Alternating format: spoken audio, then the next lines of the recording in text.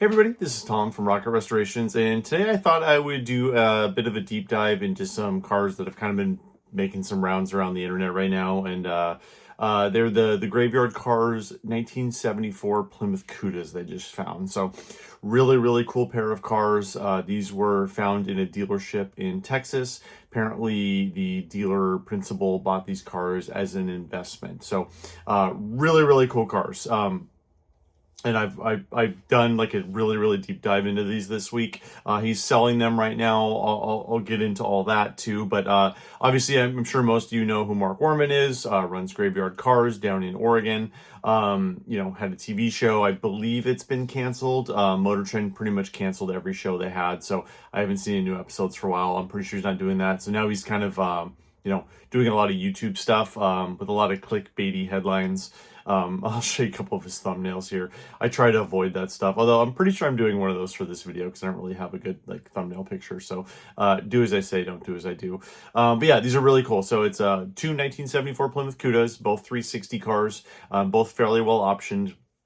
One's black, one's red. One has 6 miles on it, and the other one has 62 miles on it, which is really cool. I would really love to see these cars in person. I mean, I realize they're 74s. It's not an exact, one-to-one on, trying to do 71s, which is most of what we do here. Obviously, muscle car era.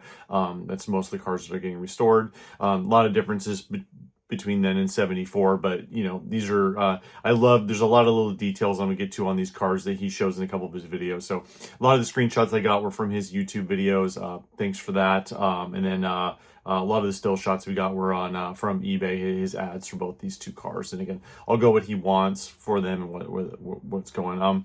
There's a lot of I don't really like the clickbaity YouTube headlines. I mean, the problem is they work, so people keep on using them, but I just hate it. But he's got this one headline where it's like the only car in the world that hasn't had an owner, on one of them, and he literally has another one. So there's 2 cars in the world that haven't had an owner, even though he says it's just the one. So, but that's not true. Like these cars do show up every once in a while. Like there was the Lembrick auction that Vanderbrink Auctions did, it's almost 10 years ago now, where there was literally a whole dealership of Chevys that were on MSO that were never titled original. And these cars do show up every once in a while. Although I don't think I've ever seen a Mopar with this low miles that's shown up. If somebody knows of another one, please say in the comments. I don't know of any off the top of my head of different ones of Mopars with like delivery miles. But this was really a thing in the 70s. The pace car Corvettes came out, the 76 Eldorados. I mean, a couple years after this, but this was kind of the mid 70s was the first run up of the classics. The Duesenbergs were starting to get real money then. So people thought if they got rapper cars that they can make a fortune off of them in the future. And I mean, I don't know what Mark paid for these, but he's asking triple digits, 6 digits for them. So I'm assuming he paid a lot of money. So, but I have to do a inflation calculator here.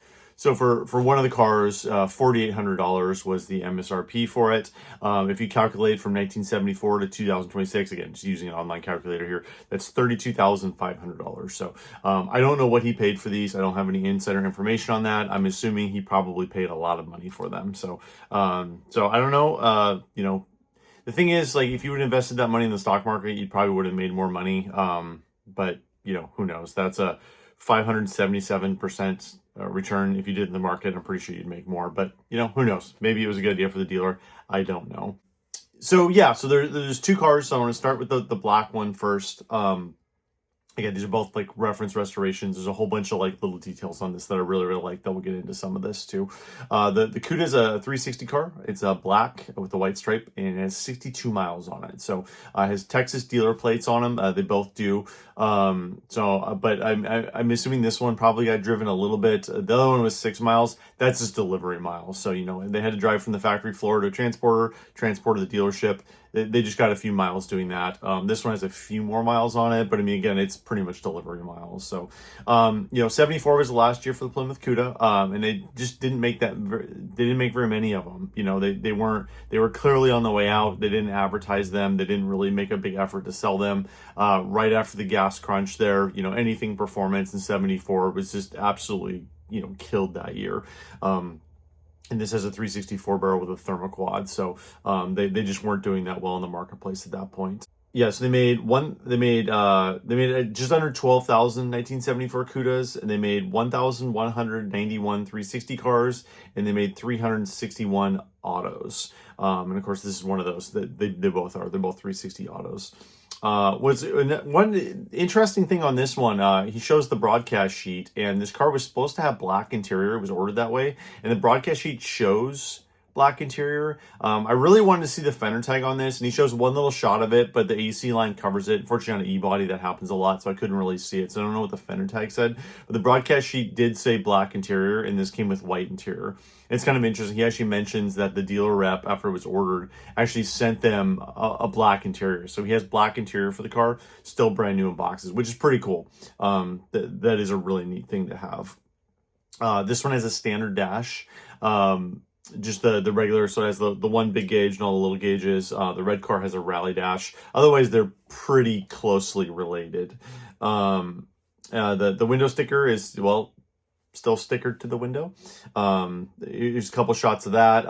You know, I'm not going to nerd out decoding all this, but there's a lot of good information on that. So these were both sold at River Oaks Chrysler Plymouth Co. In Houston, Texas. And I've, like, he kind of says, like, no one knew about these. Like, people knew about these cars. I know for a fact Dave Weiss had inspected them at some point and taken a lot of pictures. I don't know how long ago that was, but I know for a fact that he had. So it's not like these cars were completely unknown, but I know they were being shopped around. But again, I don't know what they were sold for. Kind of some interesting stuff. Another kind of funny thing on the video is if you look at the upper right-hand corner on a window sticker, the B29 is the scheduled production date. It's kind of funny when Mark was going over this, he wasn't sure where the SPD was on the window sticker. I'm sure he knows that. I've done plenty of live videos where I can't remember something when I'm on camera, but obviously know the answer. I'm sure he knew that, but it was kind of funny that he couldn't find that when he was doing it live. So the BS23 Plymouth Cuda has all the standard stuff for 74, bucket seat interior with vinyl, A6X9. This one had the basic group. There are a few different options on the two cars, but the basic group included AM radio, power steering, remote control mirror, 3-speed wipers, just some basic stuff. Console car, of course, torque flight, console automatic. They both had sugar grip differential, tinted glass. That wasn't standard with AC, but almost everyone got that. That was just kind of a thing that you got. AC, vinyl roof, body side stripe, and then the magnums. Interesting thing on this one is it has the Magnum wheels on it, but the trim rings are on it. So I'm not sure why this one was a little bit more dealer prep than the red car, but that was a thing. So the valve extensions, the trim rings, and the trim rings were off when these cars were shipped from Chrysler to the dealerships, and that was a thing that they did. You know, at the dealership when they're dealing prep, they would put the trim rings on. So, yeah, and Mark put both these on eBay. I don't know why he loves eBay. He's listed a lot of stuff on eBay over the years, and I don't know. I've had really bad luck with eBay lately. Apparently, he sold a few cars on there, but you know, selling on eBay, I've had a lot of issues. So he does say in the eBay auctions that like he's not going to share pictures unless he talks to you in person and everything, and like I really think like these cars should be shared with the public. You know, they're obviously reference cars. I would love to get down there and see this in person. And he doesn't really share a lot of pictures, which I mean, he shows some in the videos, just some details, which is cool. But I don't know, just some of that attitude in the eBay kind of put me off a little bit. But whatever, I understand. He doesn't want to get a million comments about asking to look at this and that. But you know, he's kind of placed himself in the hobby to be kind of a guy like that. So I just kind of wish he would have shared some more pictures of these things in there. But whatever, that's just my little rant. They started the black car in a video. I don't know what prep they did. They don't really show anything. He definitely said he pulled the spark plugs and lubed all the cylinders down, but it seemed like it fired right up. Hopefully they drained the bad gas out of it and all that. I don't know. You know, it shows him firing it up. It doesn't show all the procedures they did. There's some pictures of them when they came out. They were pretty dusty when they went in there, especially the black car. Had a bunch of electrolysis on the radiator, but it looks like they cleaned it up and it looked pretty good. So, and then on the black car, so they listed it on eBay for $100,000 starting bid. It was bid to $114,100, and it was a no sale at that. Did not meet the reserve. So again, I don't know what he wants for it. I'm assuming it's probably a crazy number, and he might get it. But it was listed on July 26th with those results. And then he relisted them on August 7th, 2026, if you're watching this in the future, at 100,000. They both got one bid, and that was it. So eBay kind of has the kiss of death when it comes to that kind of thing. Like, you kind of get one shot at eBay, and then if you relist it, it's probably not going to sell afterwards. That's been my personal experience with eBay. So again, I don't know what he wants for the cars, but yeah, they're definitely for sale right now. So, all right, let me get to the red car. Red car to me is a little bit cooler. You know, the fact that it's 6 miles, it has like all this writing all over it, has like numbers on the windshield in the back, and he kind of goes through that in the video and doesn't really know what most of that means, and I really don't either. That would take some, you know, some pretty serious, you know, research to figure that out, basically. But it'd be kind of interesting to do that. Pretty similar car. It has, again, the red car has the rally dash, which I think is a little cooler. It's another, you know, neat option on it. There's sequential VIN numbers, so it's 271039, 271040. The black car's 40, the red car's 39. Oh, it does have the basic group. I couldn't remember that when I was saying earlier. So yeah, I mean, basically the biggest difference in two cars is one has rally dash, one doesn't, and then of course one's red, one's black. They both have the stripes. Another interesting thing about the red car is, so the SPD on it, the scheduled production date is November 29th. But you look at the window sticker, and the window sticker, when it was printed, says, so on the bottom, it was printed on 12/18. So that's like 3 weeks after production is when actually the Maroni label is the correct term, whatever. Window sticker is easier to say than Maroni. But it's interesting. So the window sticker was printed 3 weeks after, and the window sticker can get printed at different times. The door sticker, so the sticker on the door with the VIN on it, actually shows January 74. So this car was built almost a month late, which is kind of crazy. But, you know, if it was built around Christmas, they usually took a week off around then, so that's not super unusual. But you look at the door sticker on it. So on the bottom left, so on the top right, it says the 174 date of manufacture. That's just month and year. So it doesn't really tell you that much. But this was one of the last things that was printed on the car before it left the factory. So it's a good idea of pretty close to when it was produced and when it left the factory. So on the bottom left, this is a thing they introduced in 72. So the 70s, 71s had the door stickers, but they didn't introduce this till 72. So on the bottom left, it says MDH, which is month, day, hour. So the 01 means January, the 10 means 10th. So it was built on, so the car left the factory on January 10th, and then for the 8th hour of the day on that, which is really interesting. So this car was built like a month and a half late when it actually left the factory versus the scheduled production date. So a lot of people say SPD, they kind of consider that gospel, that the car was built that date. That is absolutely not true. Cars were built early, cars were built late. That's a real common thing. And they weren't building very many Cudas at that point. They just didn't build that many in Hamtramck in 1974. So, but it's kind of interesting the car was built a month late.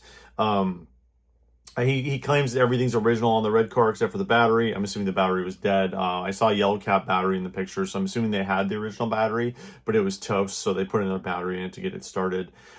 Just some little nerd detail stuff that's kind of interesting. Mark pointed this out in his video. You can see the switch panel on the left versus the gauges, how different color the wood grain is. It's very different. It's much darker on the switch panel than on the main thing. Like one thing we've done with like a real high-end restorations when they're not black is we purposely like paint interior panels on different days so they're a little bit different shades, because that's how they built them. Like they didn't spray, you know, the dash pad and the lower pad and the armrests all the same day at the same factory in the same time. They're built by different people at different times. So if they're blue, it's very common to have different shades of blue on that. And that's a great example. You know, the switch panel and the gauge cluster would not have been built on the same day at the same time. They would have been built in different times, different factories, or probably the same factory, but like, you know, the wood grain would have been a little bit different. So those being different, it's interesting to me. It shows the grill. So when they painted these grills, so there's a red insert on the 72 to 74 grill, and they would just have masks for that. So they would put like a metal mask over it and then just spray it. So, but it's real common to get overspray on that. Like we just sold a 69 Coronet finish panel on eBay. Really cool piece, correct for an A12 car. and the masking on that was horrendous. So they have the Dodge letters in the middle, and like the overspray on that was just awful. Here's a couple of pictures of that. Look, I was just cracking up looking at it. You know, everybody gets, you know, the perfect masking on this stuff and the perfect thing on the restored cars, and it's like, that's not how they were built. They didn't care. They masked them off, they shot them, and then they went down the line. So you can see on the hood scoops on the red car, the paint's like coming off. That's really common on, you know, non-body parts. You know, that was pot metal and the paint just didn't stick as well. Rear view mirrors, same way, but you can see the paint going off the hood scoop there, which is kind of interesting. And that's a condition issue with the car. You know, it's not in perfect condition, but it's also, you know, they wouldn't have peeled off directly from the factory. That's from sitting in that dealership for all these years. So you can see the tips are crooked. They always were. You know, I can't tell you how much time we spend here at Rocket trying to get Cuda exhaust tips to be straight. We're doing a Hemi Cuda right now, and we have an insane amount of hours getting those straight, because when you're doing it, you know, as a restoration, you got to get those details right. But here's another point where it's, you know, it shows how bad they were off the floor. Yeah, both cars have dealer plates. One's a P56 409 on the black car, and then it's a 410 on the red car. So it's kind of cool he got the plates with them. Another little detail too, again, just a fit and finish thing, you know, going down the assembly line. You can see behind the license plate on the back where the gas filler's underneath it. You can see the rubber bumpers only like halfway in. So I just thought that was kind of funny. This is another really cool detail too. So this is on the red car. So you can see the original magnums without the original trim rings on. There's no scratches on the edge where they've never been on before. Really, really neat detail. Also, you can see the detail of the red painted drum behind it, which all Magnum 500s got. So, I mean, so just like the black car, you know, this was listed for 100. The red car was bid up to 117.6. It's so hard to put a value on these cars. I mean, if this was a 70 Hemi Cuda, it's a multi-million-dollar car. Even if it's a 71 340 Cuda, it's probably $500,000, you know, to $1 million. You know, there just aren't any of these out there. You know, the survivor cars, there's certain guys and certain collectors that target survivor cars, and that's like what they do. And there's a huge premium put on a survivor car. It's a reference. It's only original once. And they get a ton of money. Like, as to what these are worth, man, it's so hard to put a value on a car like this because there's none other out there for comparison. I mean, like, the nicest 74, you know, 360 Cuda in the world is probably what, $40,000-$50,000 in today's market. You know, people just don't like the 72, 74s. They don't like the grille. They don't like the taillights. It's not as good looking to most people. But these are kind of the exception to the rule. Obviously, there's survivors. So, and, you know, the fact that they were bid up on eBay, reserve not met, it's kind of hard to take that number seriously because you just don't know if that was a real bid or not. I mean, it's the same thing at Mecum or Barrett Jackson. You know, if you see something bid up to $1 million and it doesn't sell, you know, the auction house could just be bidding it up. So it's, I mean, I'm not like saying there was any shill bidding on this or anything. I'm sure those were real bids, but it's hard to take a number at face value on something that hasn't sold. So me personally, what I think these things are worth, I mean, to the right collector, you know, somebody like, you know, Tim Welborn, who, like, you know, has a muscle car museum, and, you know, it would be really cool to have these together. I mean, I think 100,000 is not out of the realm for these cars at all.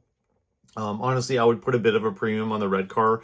I know the difference between 6 and 62 miles is not a lot, but the red car is truly like non-prepped out of the wrapper, and I would put a higher value on that. Normally, I like a black car more than a red car, but I think in this case, I think the red pops more on the 74 Cuda, so I think that's probably a higher value. On the red car, you know, 125, maybe 150, you know, probably somewhere around there. On the black car, you know, I think $100,000 is probably a reasonable number for that car. You know, some people may disagree with me, and that's fine. That's kind of where I'm at on these. So, all right. Well, I just thought you guys would appreciate kind of doing a deep dive on these two cars. I've been watching Mark's videos as he's been doing this. They're fascinating. I would absolutely love to see these cars in person and document them. I don't know if I'll get the opportunity to do that. It looks like he has them currently parked at his buddy's dealership. He did a car for a guy on the show with the dealership there in Eugene at the Mopar dealership. Looks like he's got him parked out front there in the dealership, which is a great place. It's cool. People can see him. That's pretty awesome that they're there at the dealership. I'm sure it's bringing some traffic in for him. So, all right. Well, this is Tom from Rocket Restorations. Appreciate everybody for watching. We'll talk to you guys soon.